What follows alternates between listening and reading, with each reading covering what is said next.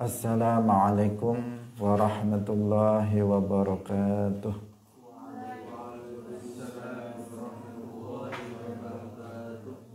Alhamdulillahi rabbil alamin. Lahul ni'matu wa lahul fadlu wa lahul thana'ul hasan. Wassalawatullahil barrir rahim wal malaikatil muqarrabin ala sayyidina wa maulana Muhammadin wa ala alihi wa ashabihi tayyibin at-tahirin. Allahumma la sahla illa ma ja'altahu sahla wa anta taj'alul hazna idza syi'ta sahla. Allahumma arzuqna al-ikhlasa fil niyyati wal qawli wal amal. Wa ba'du. Ila Nabiyil Mustafa sallallahu alaihi wasallam wa ikhwanihi minal anbiya'i wal mursalin wa syuhada'i was salihin, khususan ila sultanil awliya Syekh Abdul Qadir Al-Jilani wa Syekh Ahmad Ar-Rifa'i wa Syekh Baha'iddin Naqsyabandi wa Syekh Abdullah Al-Harari wa ila arwahi muassisi jam'iyyati Nahdlatul Ulama Syekh Muhammad Hashim Ash'ari wa Syekh Bisri Sansuri wa Syekh Abdul Wahhab Hasbuwah wa ila arwahi jami'i ahli al-qubur minal muslimin wal muslimat. Al-Fatihah. A'udzu billahi minasy syaithanir rajim. Bismillahirrahmanirrahim. Alhamdulillahi rabbil alamin.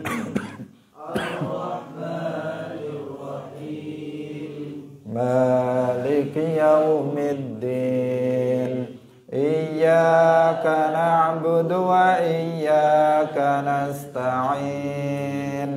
Ihdinas siratal mustaqim. Siratal ladzina an'amta 'alaihim ghairil maghdubi 'alaihim waladdallin. Amin. Hadirin hadirat kaum muslimin muslimat, pemirsa Madu TV rahimakumullah. Alhamdulillah, kita bersyukur kepada Allah Subhanahu wa taala. Pada pagi hari ini Allah Subhanahu wa taala masih melimpahkan nikmat-nikmatnya kepada kita semuanya, terutama nikmat iman, Islam serta taufik, sehingga dengan nikmat-nikmat tersebut kita semuanya bisa kembali bersama-sama dalam majelis kebaikan, yaitu majelis ilmu. Semoga Allah Subhanahu wa taala memberikan keistiqomahan kepada kita semuanya. Amin ya rabbal alamin. Salawat dan salam semoga tetap terlimpahkan kepada Nabi Agung, makhluk yang termulia, yaitu Nabi Muhammad sallallahu alaihi wasallam, para sahabatnya, keluarganya, serta seluruh umat Islam yang mengikuti beliau ila yaumil qiyamah. Hadirin rahimakumullah, mari kita ikhlaskan niat kita masing-masing bahwa kita datang dalam majelis ini semata-mata untuk mendapatkan ridho Allah Subhanahu wa ta'ala. Kita masih dalam pembahasan tentang syarat sah salat, yaitu terkait dengan masalah menutup aurat. Kali ini kita akan membaca penafsiran Al-Quran surat Al-A'raf ayat 31. Allah Subhanahu wa ta'ala berfirman, khudhu zinatakum 'inda kulli masjid. Khudhu zinatakum 'inda kulli masjid. Ambillah perhiasan kalian pada setiap masjid. Ini makna zahirnya dikatakan seperti itu. Kita akan lihat bagaimana para ulama menjelaskan tentang ayat ini.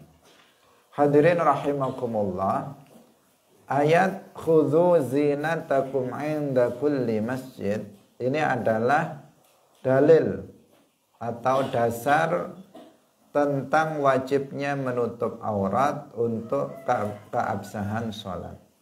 Bahwa sholat yang dilakukan oleh seseorang itu sah apabila yang melakukannya itu menutup aurat.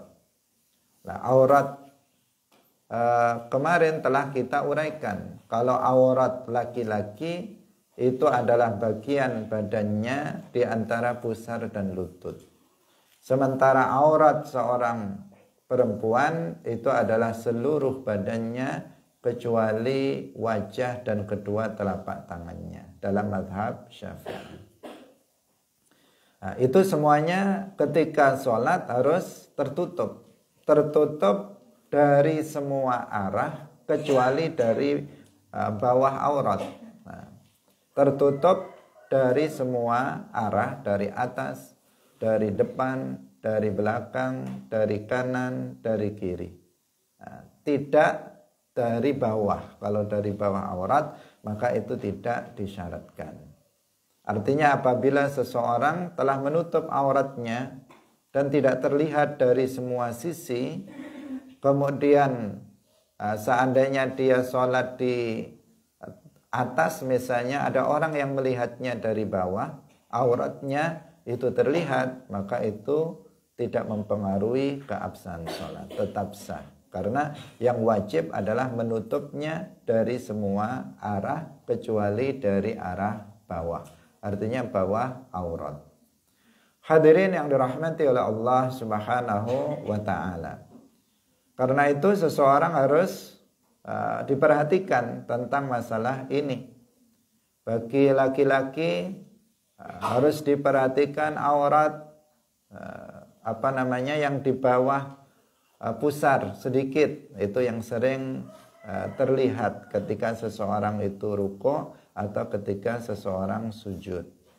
Misalnya dia menggunakan celana atau menggunakan sarung yang ngepres, dia menggunakannya, itu celananya tidak bisa diletakkan, kancingnya di atas pusar misalnya, tidak bisa, tetapi ngepres pada pusar atau di bawah pusar, maka itu nanti akan menjadikan auratnya terlihat, terutama ketika dia rukuk ataupun sujud.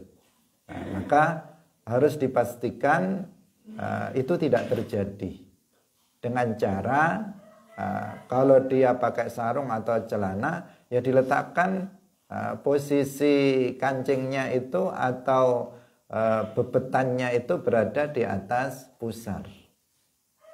Tetapi jika tidak bisa karena gemuknya, perutnya itu besar, istilahnya apa? Buncit, perutnya buncit misalnya karena banyak makan atau lain-lain, faktor yang lain memang seperti itu perutnya, sehingga nggak muat celananya, hanya bisa sampai di bawah pusarnya. Nah, di sini dia harus memasukkan bajunya ke dalam celana, memasukkan bajunya atau kaos dalamnya ke dalam celana agar ketika dia rukuk atau sujud nanti auratnya tidak terlihat. Itu bagi laki-laki yang harus diperhatikan karena sering terjadi.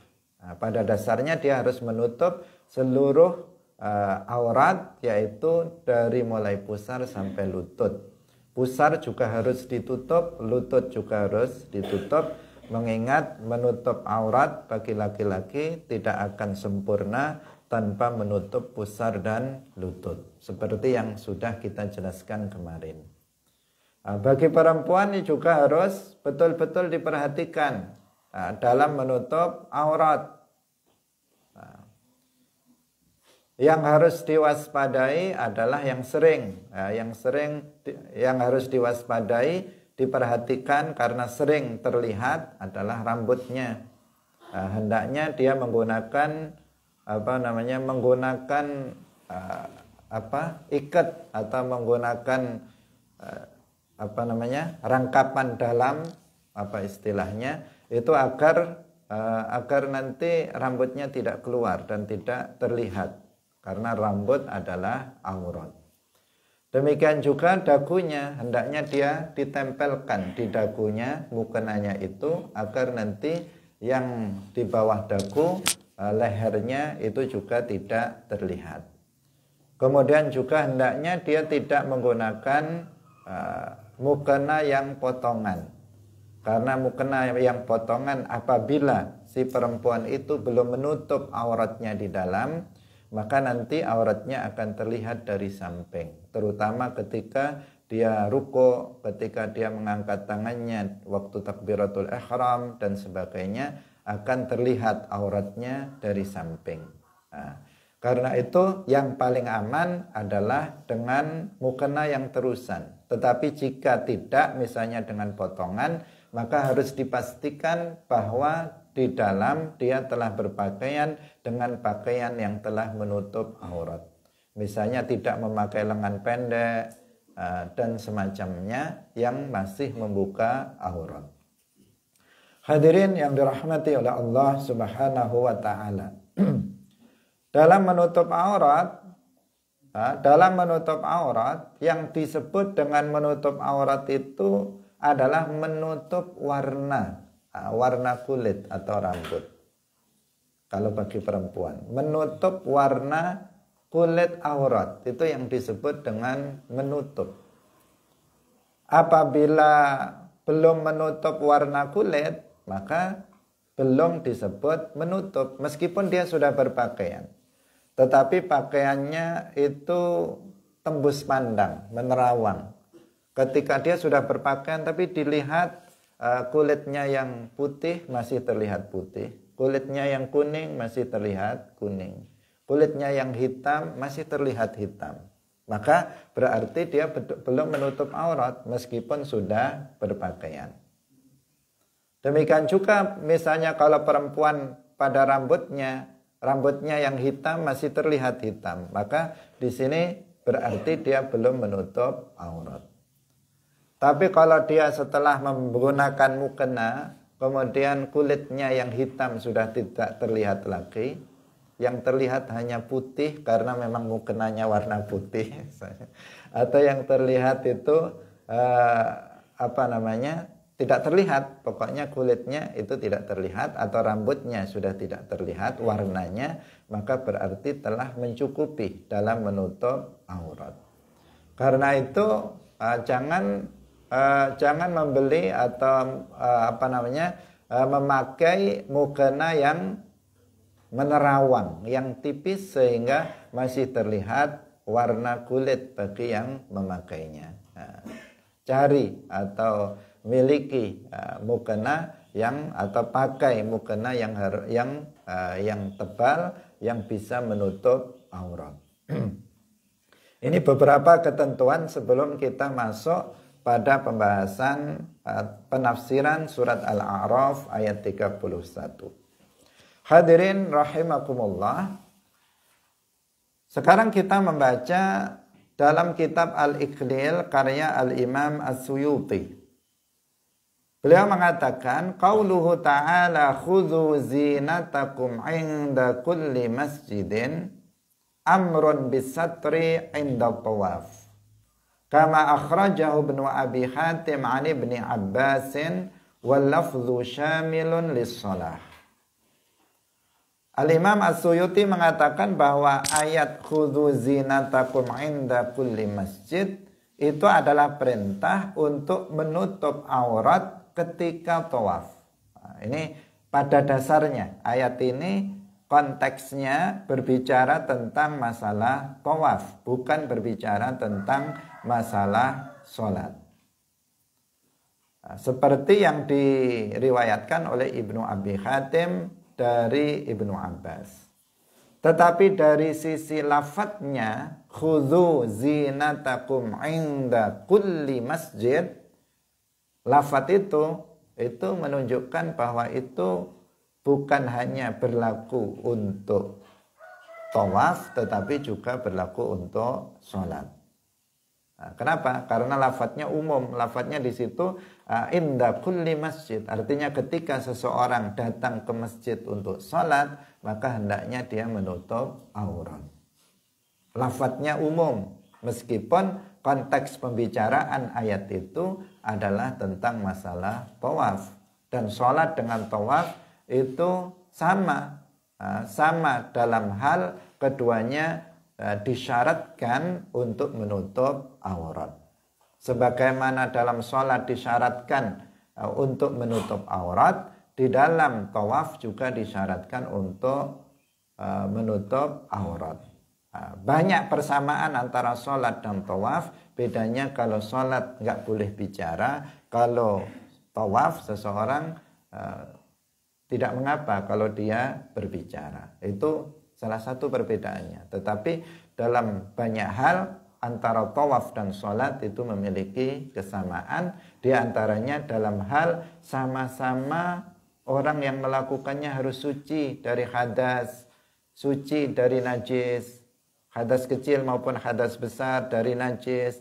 Dan orang yang melakukannya juga sama-sama dia harus menutup aurat. Dari sini sama dengan sholat. Wa fassara Mujahid az-zinata bima yuwari saw'ata wa ma siwa dzalika min jayyidil bazzi wal mata'. Imam Mujahid menafsirkan bahwa zina, khudzu zinatakum, zina dalam ayat ini artinya adalah sesuatu yang menutup kemaluan dan selainnya, yaitu berupa perhiasan, berupa pakaian dan semacamnya. Itu yang dimaksud dengan zina.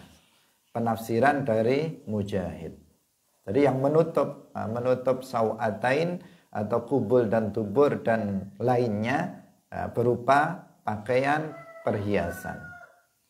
Wa akhraja Abu Syaikh an Tawus qala umiru bi labsis thiyabi. Mereka diperintahkan untuk mengenakan pakaian. Yang dimaksud khudzu zinatakum, zina itu arti dasarnya tadi apa? Kayak yang kemarin juga sudah kita jelaskan, artinya perhiasan, sesuatu yang digunakan untuk perhiasan, itu namanya zina. Sementara tadi Imam Mujahid mengatakan bahwa zina itu adalah sesuatu yang menutup kemaluan kubul dan dubur dan lainnya. Itu namanya zina. Sementara Abu Syaikh dari Tawus mengatakan bahwa yang dimaksud adalah pakaian. Ketika dikatakan khudzu zinatakum inda kulli masjid, artinya adalah kenakanlah pakaian kalian setiap kali kalian masuk ke dalam masjid untuk melaksanakan sholat atau tawaf. Itu maksudnya. Mengenakan pakaian artinya menutup aurat. Wa akhraja min wajhin akhar anhu, dan beliau juga mengeluarkan atau meriwayatkan hadis dari jalan yang lain dari Tawus, bahwasanya beliau mengatakan asyamlatu minaz zinah. Wa akhraja min hadithi Anas marfu'an fi qawlihi khudzu zinatakum qala sallu fi ni'alikum. Wa akhraja min hadithi Abi Hurairah marfu'an khudzu zinatas salati. Qalu wa ma zinatus salati qala ilbasu ni'alakum fasallu fiha. Hadirin yang dirahmati oleh Allah Subhanahu wa taala, diriwayatkan dari hadis Anas secara marfu' bahwasanya maksud khudzu zinatakum artinya sallu fi ni'alikum. Salatlah kalian pada sendal-sendal kalian. Dan diriwayatkan dari hadis Abu Hurairah marfu' juga khudzu zinatas shalah. Mereka mengatakan apa yang dimaksud dengan perhiasan salat? Beliau menjawab ilbasu ni'alakum fasallu fiha. Gunakanlah sendal-sendal kalian dan sholatlah kalian pada sendal-sendal itu. Itu yang dimaksud zinatus shalah. Ini beberapa penafsiran ya. Kita sekarang membahas tentang penafsiran ayat zina. Khudhu zinatakum. Apa yang dimaksud dengan zina di sini? Nah, tadi kita sebutkan beberapa penafsiran. Di antara penafsirannya adalah ini yang diriwayatkan dari Anas bin Malik dan juga yang diriwayatkan dari Abu Hurairah yang mengatakan bahwa yang dimaksud khudhu zinatakum artinya kenakanlah sendal-sendal kalian, sholatlah kalian di atas sendal kalian. Sandal itu berarti ini menunjukkan bahwa sholat dengan menggunakan sandal itu diperbolehkan. Sholat dengan menggunakan sandal atau sepatu atau kaos kaki. Tetapi ingat berarti harus suci, harus suci. Sandalnya atau kaos kakinya atau sepatunya suci, maka boleh seseorang melaksanakan sholat dengan menggunakan itu. Tetapi kalau najis, maka tentu nggak boleh, sebagaimana kita menggunakan pakaian yang najis, tidak boleh, karena syarat sah sholat adalah suci dari najis, baik itu tempatnya, badannya maupun pakaiannya atau sesuatu yang dikenakan. Kalau dia mengenakan sepatu, mengenakan sandal, mengenakan kaos kaki, maka dipastikan dia harus suci.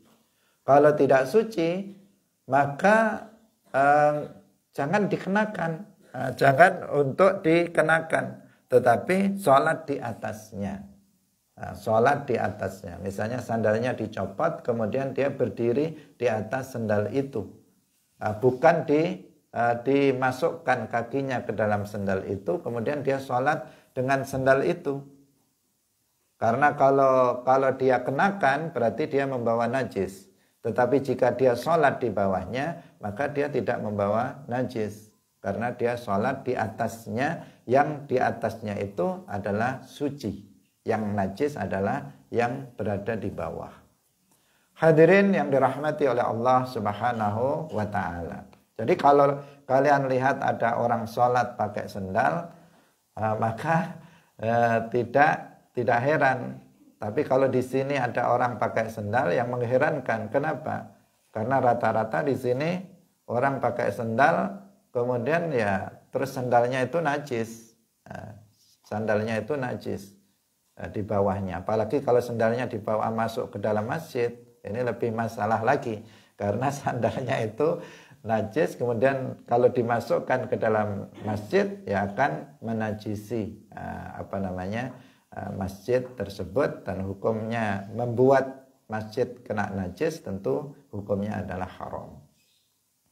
Hadirin yang dirahmati oleh Allah Subhanahu wa ta'ala, ini menyatakan boleh, bukan berarti kita wajib menggunakan sandal kalau sholat. Tidak, meskipun di sini adalah amr, tetapi dalam hadisnya, tetapi tidak menunjukkan hukumnya adalah wajib menggunakan sandal setiap kali kita sholat.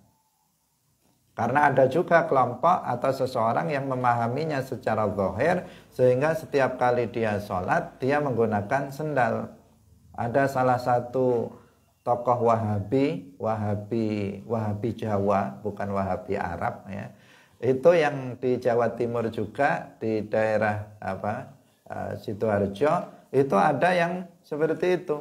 Jadi sholatnya pertama nggak boleh, dia mengatakan nggak boleh sholat di atas keramik, sholatnya harus di atas tanah.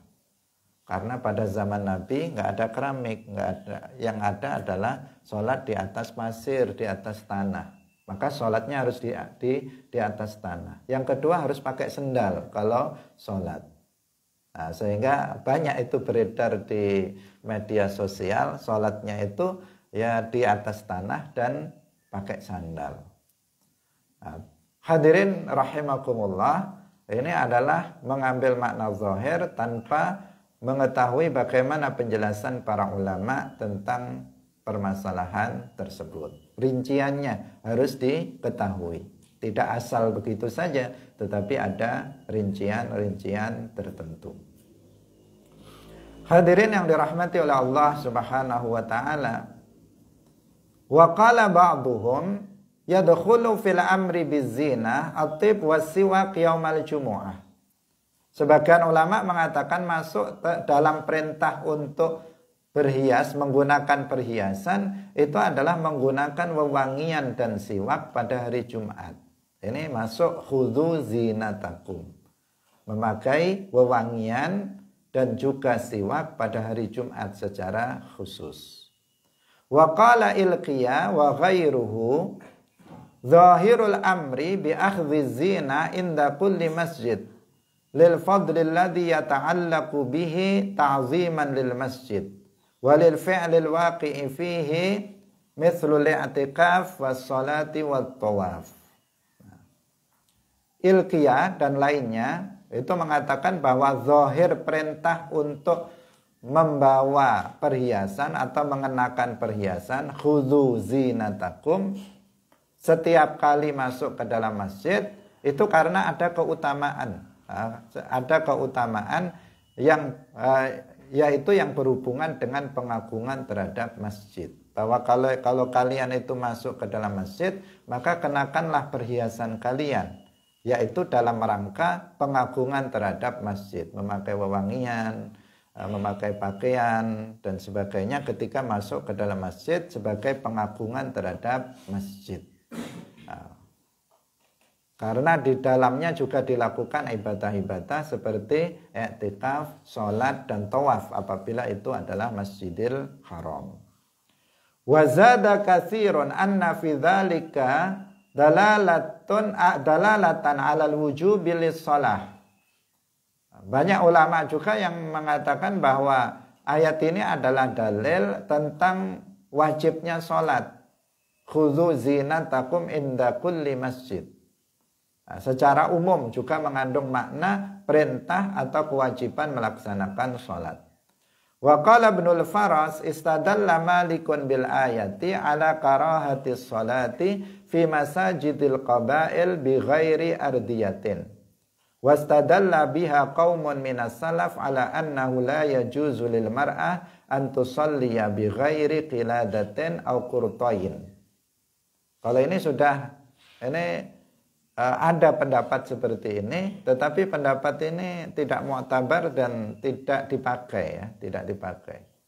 Karena di sini mengatakan Ibnul Faras mengatakan bahwa Imam Malik itu ini untuk yang ini ya, sebelum tadi yang kita katakan, yang pendapat yang tidak dipakai itu mengatakan bahwa sebagian kaum dari salaf itu berpendapat bahwasanya bagi seorang perempuan itu tidak boleh sholat kecuali dengan menggunakan kalung dan anting-anting.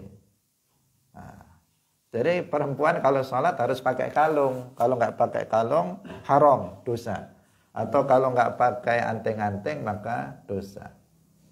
Ada satu pendapat yang kayak begitu, tetapi pendapat ini tidak mu'tabar dan tidak bisa dipakai. Kenapa mengambil zahir dari ayat itu? Ayat itu mengatakan khudzu zinatakum. Pakailah perhiasan kalian ketika kali masuk masjid. Nah, perhiasan itu ya termasuk kalung, anting-anting. Berarti pakailah anting-anting, kalung kalau setiap kali masuk ke dalam masjid untuk sholat. Jadi nggak boleh kosongan, harus memakai kalung atau anting-anting menurut sebuah pendapat yang pendapat ini adalah tidak mu'tabar. Artinya nggak bisa kita pakai pendapat yang seperti ini, pendapat yang lemah, pendapat yang tidak bermakna. Nah, tapi ada pendapat yang seperti itu. Tidak bisa kita amalkan, tidak bisa diamalkan. Ini ngikuti zahir. Memang sebagian orang dan kelompok itu berpaham zahiriyah, itu memaknai ayat dan hadis secara zahir. Kalau dimaknai secara zahir khudzu zinatakum inda kulli masjid, akan memiliki pengertian seperti itu. Ambillah perhiasan kalian ketika inda setiap kali masuk ke dalam masjid. Kasihan nanti yang miskin nggak punya kalung, nggak punya anting-anting, gimana dia mau sholat nanti kalau wajib harus menggunakan kalung atau anting-anting. Nah, itu adalah kesalahpahaman yang terjadi karena mengambil makna zahir ayat tersebut. Sementara Ibnul Faras mengatakan bahwa Imam Malik itu mengambil dalil dengan ayat ini tentang makruhnya. Nah, ini makruhnya sholat di masjid dengan tanpa menggunakan rida atau serban. Jadi kalau sholat memang hendaknya kita ini komplit ya. Kalau sholat itu komplit, pakaiannya itu komplit. Komplit itu kepalanya ditutup kalau laki-laki, kepalanya misalnya memakai kopiah, kopiah apa saja, hitam atau putih atau bulat atau kopiah, yang penting. Kemudian dia menggunakan serban untuk ketika dia sholat. Jadi dianjurkan seperti itu ketika seseorang itu sholat. Nah, sehingga menurut Imam Malik di sini yang sebagaimana dikutip oleh Ibnul Faras, makruh apabila seseorang itu sholat tanpa dia menggunakan serban seperti ini. Nah, itu sampai hukum makruh menurut beliau. Hadirin yang dirahmati oleh Allah Subhanahu wa taala. Kemudian qala Ramli fi nihayatil muhtaj khudhu zinatakum inda kulli masjid. Qala Ibnu Abbas al muradu bihi as-siyab fi shalah. Imam Ramli dalam Nihayatul Muhtaj mengatakan yang dimaksud zinah itu adalah pakaian ketika seseorang itu sholat. Artinya harus berpakaian ketika seseorang sholat. Artinya berpakaian adalah menutup aurat. Wa fil awwali itlaqu ismil halli 'alal mahalli wa fi tsani itlaqu ismil mahalli 'alal halli liwujudil ittisal adzati bainal halli wal mahalli wa hadza li'anna akhdha zinati wa hiya 'aradun halun fa urida mahallaha wa huwa thawbu majazan. Fa'urida mahalluha wa huwa thawbu majazan. Jadi di dalam ayat ini ada majaz. Ini penjelasan yang mudah dan yang menunjukkan bahwa dalam Al-Qur'an itu memang majaz, tidak dimaknai secara hakikah. Kalau hakikah artinya dimaknai secara zahir yang seperti tadi disebutkan, menjadi setiap kali masuk ke dalam masjid itu menggunakan perhiasan, diperintah untuk menggunakan perhiasan secara zahirnya. Ibnu Abbas tadi mengatakan yang dimaksud adalah pakaian. Nah, Imam Ramli dalam kitab Nihayatul Muhtaj itu menjelaskan di sini ada itlaqus ismil halli 'alal mahal. Itu pada yang pertama. Yang pertama itu apa? Khudhu zinatakum. Zinatakum itu mengungkapkan sesuatu yang bertempat dengan tempatnya. Sesuatu yang bertempat dengan tempatnya. Yang kedua, mengucapkan nama tempat alal hali pada yang menempati. Yang menempati. Yang pertama itu apa? Zinatakum. Yang kedua, kulli masjid. Kulli masjid. Coba kita perhatikan. Kita perhatikan. Zinatakum itu artinya perhiasan. Perhiasan itu yang menempati, yang kemarin kita sebutkan, yang menempati kepala, itu namanya perhiasan. Yang menempati tangan, lengan, yang menempati telinga, leher. Itu kan yang menempati namanya apa? Zina atau perhiasan. Anting-anting yang menempati telinga namanya zina. Kalung yang menempati leher namanya zina. Gelang yang menempati pergelangan tangan namanya zina.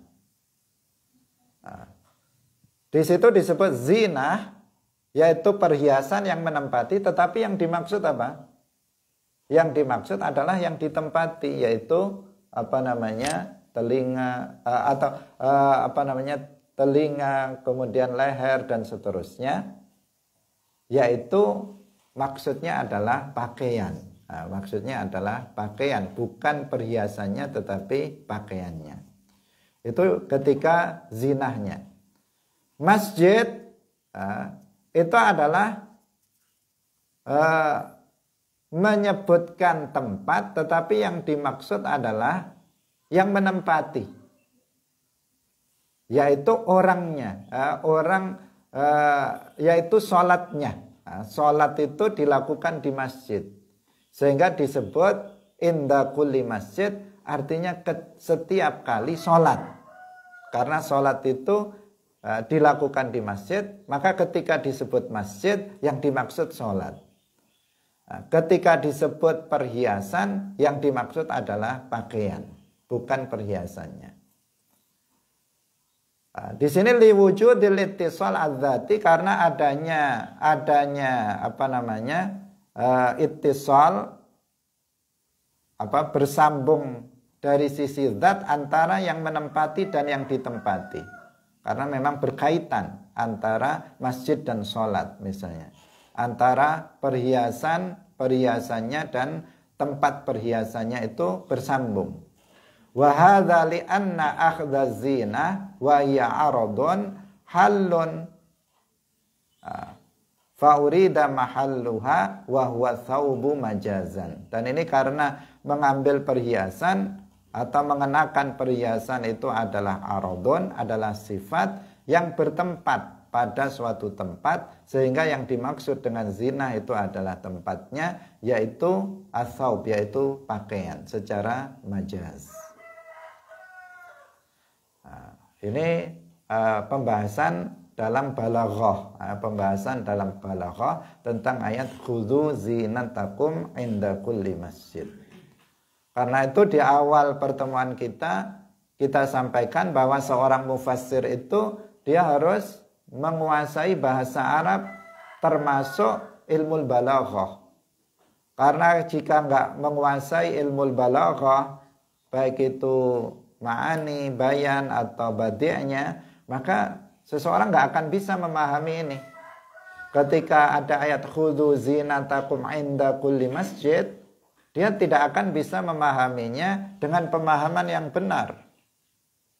Kalau dia pahami secara zahir, maka menjadi pemahaman yang tadi kita sebutkan. Ada sebagian orang yang mengatakan bahwa orang kalau dia pergi ke masjid untuk sholat, dia harus menggunakan gelangnya, harus menggunakan cincinnya, harus menggunakan anting-antingnya. Karena khudzu zinatakum, khudzu, ambillah zinatakum, perhiasan kalian inda kulli masjidin. Jadinya seperti itu. Tapi jika seseorang tahu, oh ini adalah majaz, dalam ilmu balaghah adalah majaz, maka seseorang akan bisa memahaminya. Bahwa inda kulli masjid artinya setiap kali sholat, khudzu zinatakum artinya pakailah pakaian kalian, tutuplah aurat kalian setiap kali kalian melaksanakan sholat. Itu makna ayat tersebut. Qala an-Nasafiyyu fi tafsirihi khudzu zinatakum libasa zinatikum. Khudzu zinatakum artinya pakaian perhiasan kalian. Inda kulli masjidin kullama shallaitum. Inda kulli masjidin artinya setiap kali kalian melaksanakan sholat. Jadi sholatnya bukan masjidnya. Waqila az-zinatu al-mushtu wat-tib. Menurut sebagian pendapat dikatakan bahwa zina itu adalah sisir dan wewangian. Apa hubungannya sisir rambut dengan wewangian? As-sunnah ayyakhudha rajulu ahsana hayatihi lis-salati li'anna salata munajatullahi wa yustahabba laha at-tazayyunu wa ta'atturu kama yajibu tasatturu wa tatahhuru. Yang sunnah adalah seorang laki-laki kalau dia sholat maka dia berpenampilan yang terbagus. Penampilannya yang terbagus. Artinya rambutnya juga disisir, dia memakai wewangian kalau sholat. Kenapa? Li'anna sholata munajatullah. Karena sholat itu bermunajat kepada Allah. Bermunajat itu memuji-muji Allah, berdoa kepada Allah. Itu isinya sholat. Nah, karena itu, maka seseorang dia harus menampilkan penampilan yang terbaik. Penampilan yang paling bagus ketika seseorang itu melaksanakan sholat. Nah, maka disunnahkan ketika seseorang itu sholat untuk berhias dan memakai wewangian. Nah, siapapun kita disunahkan. Nah, kalau kita mau sholat, siap-siap dulu. Rambutnya disisir, mandi dulu, disisir, memakai perhiasan, pakaiannya yang bersih, bukan hanya suci tetapi juga bersih. Kalau perlu yang terbaik. Sebagian kiai itu ada yang pakaiannya itu khusus untuk sholat. Nah, jadi kalau mau sholat itu ganti pakaian. Pakaian yang paling bagus digunakan untuk sholat. Nanti setelah sholat ganti pakaian lagi, pakaian yang dipakai sehari-hari. Nah, karena mengambil kesunahan itu. Kalau kita kadang baju untuk tidur untuk sholat juga. Nah, habis tidur langsung bangun, sarungnya untuk tidur juga untuk sholat. Untuk serbaguna, semuanya dipakai pakaian yang sama. Nggak apa-apa kalau memang itu suci, tidak masalah. Dari sisi sah atau tidak ya tetap sah. Tetapi apabila seseorang menggunakan pakaian yang terbaik ketika sholat, itu sesuatu yang baik, sesuatu yang disunahkan, berhias, memakai wewangian dan sebagainya. Karena apalagi kalau kita sholat dengan berjamaah, banyak orang yang berkumpul di situ. Jangan sampai memunculkan bau yang tidak sedap. Kawannya yang ada di dekatnya itu nggak khusyuk sholatnya, dibuatnya gara-gara mencium aroma yang tidak sedap. Dia mengatakan apa ini baunya?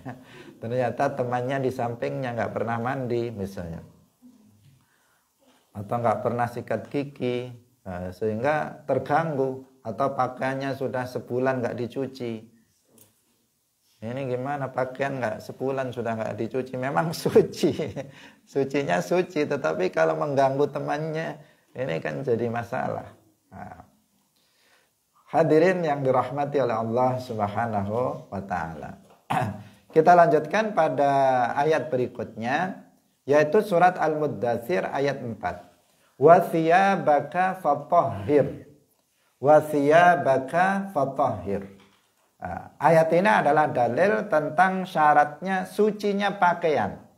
Kalau tadi itu menutup aurat, sekarang pakaian yang kita kenakan dalam menutup aurat itu disyaratkan harus suci. Bukan sekadar berpakaian. Kalau seseorang itu nggak punya pakaian yang suci untuk sholat, maka dia nggak boleh menggunakan pakaian yang najis untuk sholat. Pada dasarnya sholat itu kan harus menutup aurat seperti yang tadi telah kita sebutkan. Dan menutupnya itu harus dengan pakaian yang suci. Menutup itu pada dasarnya harus ditutup dari manusia, ditutup dari jin, dari malaikat. Artinya ketika seseorang itu meskipun di tempat yang sunyi, dia sholat di dalam kamar, dikunci sendirian, tetap harus menutup aurat. Bukan, nggak ada orang, nggak apa-apa sholat samping telanjang. Dilihat jin sama dilihat malaikat, nggak boleh. Tetap nggak boleh, harus menutup aurat meskipun di tempat yang sepi. Karena di situ menutup dari pandangan bukan hanya pandangan manusia, tetapi juga menutup dari pandangan malaikat dan jin. Sehingga meskipun sendirian, dia harus tetap menutup aurat. Tetapi apabila seseorang misalnya mau sholat, nggak ada pakaian yang suci, semuanya najis, semuanya terkena najis.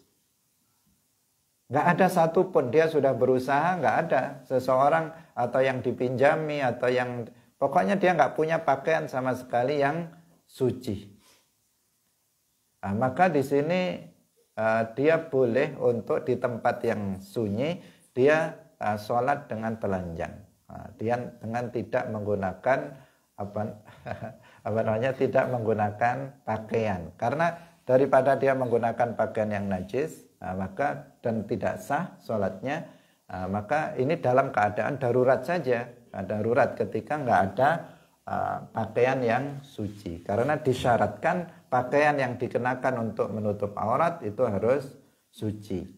Bukan hanya pakaian yang digunakan untuk menutup aurat, tetapi sesuatu yang kita bawa dalam sholat, misalnya kopiah, misalnya serban, misalnya sesuatu yang ada di saku kita, itu juga dipastikan suci, bukan benda yang najis.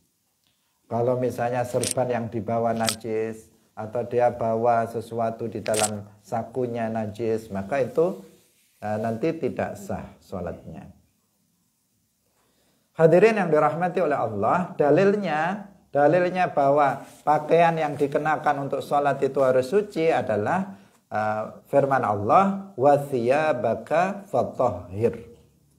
Qala Suyuti fil Iqlil, qauluhu ta'ala wa thiyabaka fatahhir istadalla bihi Syafi'i ala wujubi ghaslin najasati wa izalatiha minas thawbi.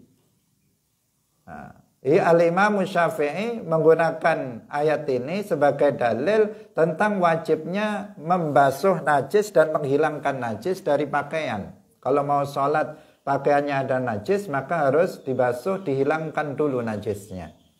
Wa thiyabaka fatahhir, jika pakaian kamu itu ada najisnya, maka sucikanlah dulu, dibasuh dulu, dihilangkan dulu najisnya. Wa fassarahu Tawus bitaqsiri wa tashmir, fastadalla bihi ala tahrimi jarri thawbi khuyala, wa qila huwa qinayatun an islahil amal, qalahu Ibnu Abbas wa ghairuhu. Tadi penafsiran satu dari Imam Syafi'i. Kemudian ada penafsiran yang lain yang mengatakan bahwa dalam berpakaian itu hendaknya tidak isbal. Maksudnya tidak isbal. Tidak isbal itu tidak menjulurkannya atau tidak memanjangkannya sampai di bawah mata kaki. Tentu ini yang dimaksud adalah untuk laki-laki. Kalau perempuan telapak kakinya aurat harus tertutup. Tetapi bagi laki-laki ketika dia sholat atau juga ketika dia di luar sholat, maka itu diharamkan untuk memanjangkan pakaiannya sampai di bawah mata kaki jika dengan tujuan untuk sombong. Ini hukum isbal itu dirinci menjadi dua. Isbal artinya apa? Memanjangkan, memakai sarung atau memakai celana sampai di bawah mata kaki. Itu namanya isbal. Hukumnya itu dirinci menjadi dua. Apabila seseorang melakukan isbal, memakai sarung atau celananya sampai di bawah mata kaki, khuyala, karena sombong. Karena dulu orang menunjukkan kalau dia orang kaya, dia orang hebat, itu pakaiannya sampai melengsreh ke tanah biar terlihat oh dia itu orang kaya. Sementara kalau orang miskin karena nggak ada uang untuk beli, sehingga pakaiannya itu di atas mata kaki, sehingga sering digunakan untuk kesombongan. Menjulurkan pakaian sampai di bawah mata kaki itu untuk menunjukkan kekuasaan dan untuk menunjukkan kekayaan, untuk kesombongan. Kalau tujuannya untuk kesombongan, maka hukumnya haram. Tapi jika tujuannya bukan untuk kesombongan, maka hukumnya makruh. Hukumnya makruh artinya tetap sebaiknya kita bagi laki-laki kalau menggunakan pakaian itu, sarung atau celana, itu naik di atas mata kaki. Bukan sampai di bawah mata kaki biar tidak terkena hukum makruh. Karena kalau di Indonesia ini rata-rata kalau seseorang melakukan isbal, nggak ada tujuan sombong. Ya karena celananya kepanjangan. Kalau beli salah ukuran kepanjangan itu aja. Atau karena sarungnya dia belum bisa pakai sarung. Sehingga masih medel-medel kalau pakai sarung sampai di bawah nggak bisa rapi. Bukan ada kesombongan sama sekali. Jika nggak ada kesombongan maka hukumnya di sini makruh. Khusus dalam sholat harus diperhatikan. Kalau kita mau sholat, lihat sarung kamu masih di bawah mata kaki atau enggak. Kalau masih di bawah mata kaki, naikkan sarungnya di atas mata kaki. Kenapa? Karena kalau kita melakukan sesuatu yang makruh dalam sholat, maka itu bisa mengurangi pahala sholat. Nah, sehingga pastikan sarungnya sudah berada di atas mata kaki, baru kita memulai sholat. Hadirin yang dirahmati oleh Allah Subhanahu wa ta'ala, menurut sebagian pendapat ini adalah kinayah, wa thiyabaka fatahhir, kinayah untuk memperbaiki amal. Jadi bukan wa thiyabaka fatahhir, tidak diambil secara zahirnya tentang wajibnya sucinya pakaian dalam sholat, tetapi itu adalah kinayah agar kita memperbaiki amal kita, sebagaimana pendapat Ibnu Abbas dan lainnya. Qala Nasafi fi tafsirihi wa thiyabaka fatahhir bil ma'i anin najasati li anna sholata la tasihhu illa biha wa hiya al aula fi ghairi shalah. Au faqassir mukhalifatan lil Arab fi tatwilihim athiyaba wa jarrihim adh-dhuyula idh la yu'manu ma'ahu isabatu an-najasah. Atahhir nafsaka mimma yustaqdharu minal af'al. Yuqalu fulanun tahiru thiyab idha wasafuhu bin naqa'i minal ma'ayib wa fulanun danisu thiyabi lil ghadir. Wali anna man tahhara batinahu yatuhuru zahiruhu zahiran.